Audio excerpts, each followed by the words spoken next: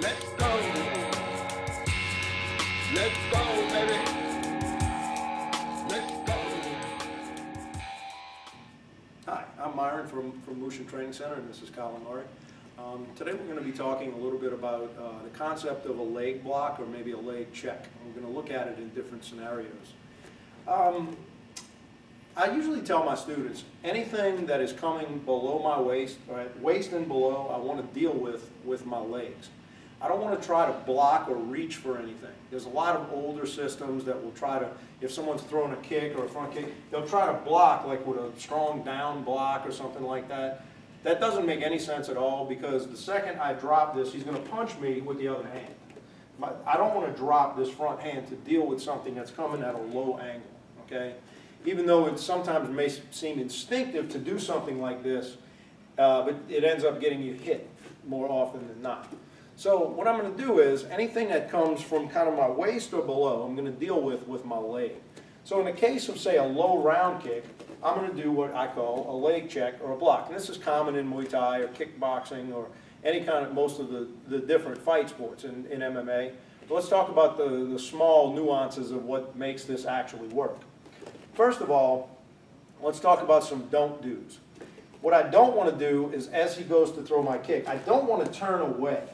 All right? If we go to this angle slightly, and he goes to throw the kick, don't do this. You don't want your body being pushed over, and you don't want this outside of your leg and muscle to get hit alongside with your thigh. That's exactly what you're trying to prevent from happening in the first place. If he goes to throw this kick and I have no check, he's going to land into my common peroneal nerve complex, and that's going to hurt really bad. And it's still going to hurt if I'm over here in some kind of like stand-up fetal position. That's not a check. Just lifting your leg is not a check. What I have to do to make the check more effective is I actually have to angle my shin bone towards his shin bone. And when I do that, I try to block with the high part of my shin, just under my knee.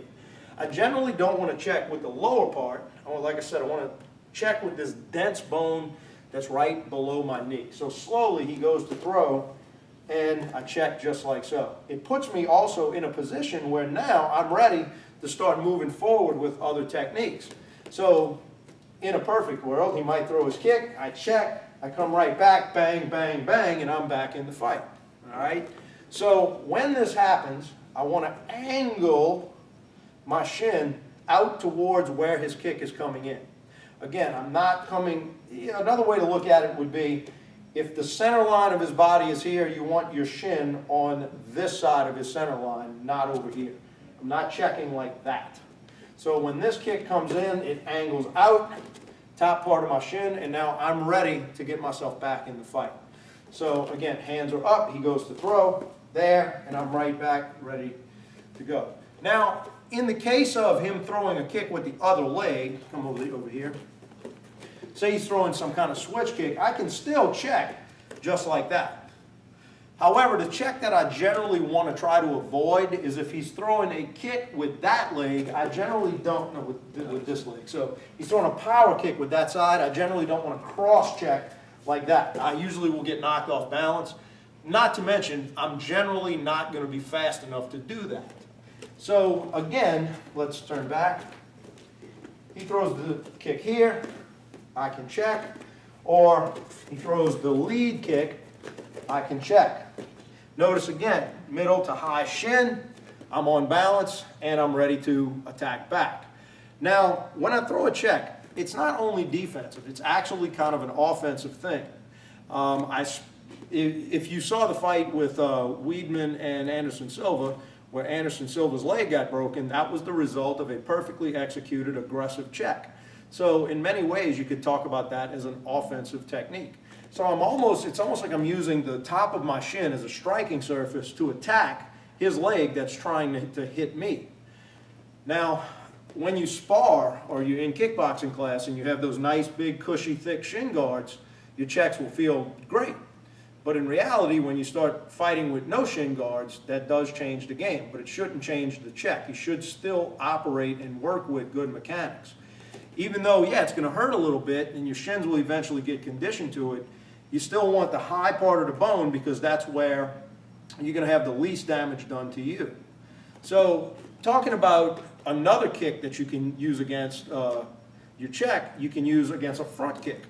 I see guys will throw a front kick and fighters will try to block with their hands, and once again, they open themselves up for this punch. So if he throws the kick and I try to block, it's very easy for him to land a right hand. In fact, some fighters will even throw that front kick to elicit the guy dropping his hand so they can follow up with a good straight right hand or left hook combo. Well, a front kick that's coming in, I can also address with my check. So he throws that, I can just do simply that. I can pick my leg up. This time it is more on the center line as the kick comes in, and it interrupts the angle at which his kick is going to come in. That's with his lead leg. With his rear leg, same thing. He's trying to get it through. If I do nothing, he kicks right there, bang. But if I get my check up, he's not going to get it because I'm covering what he's kicking. If you watch my previous blocking video, I talked about put something in the path of the oncoming strike. So whether it's a front kick or a round kick, the check is still going to work. Here could be a round kick, check is going to work. I'm on balance, and I can then return fire. Now, there's also something that you'll see a little more advanced students do, and that's when you check by not lifting your leg much at all. And let's come to this side for that, so you can kind of see what I'm doing. What's happening is his target is right above my knee. So you can see that his kick is not high at all. But as I get very good and efficient at checking, one of the things that I can do is essentially just lift up my heel and angle my shin into his shin as he kicks. So it might look just like that.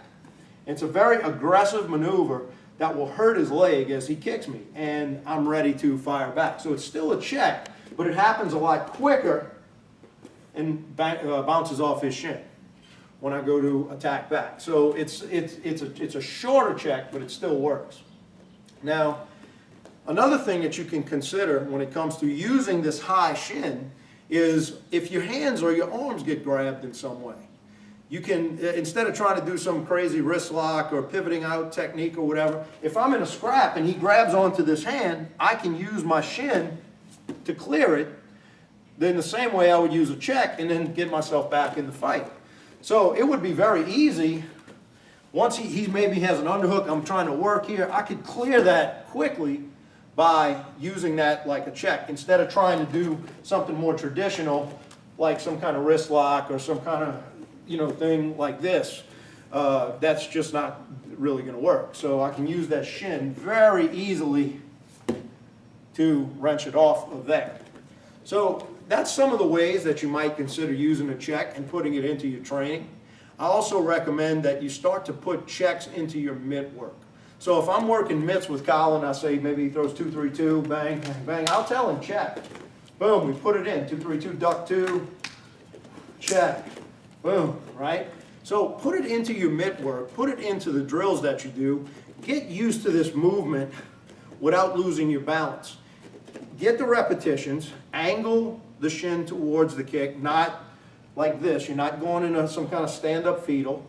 Get your mechanics right, and your shin bones will eventually harden up to where you can start to do it with minimal shin padding to no shin padding.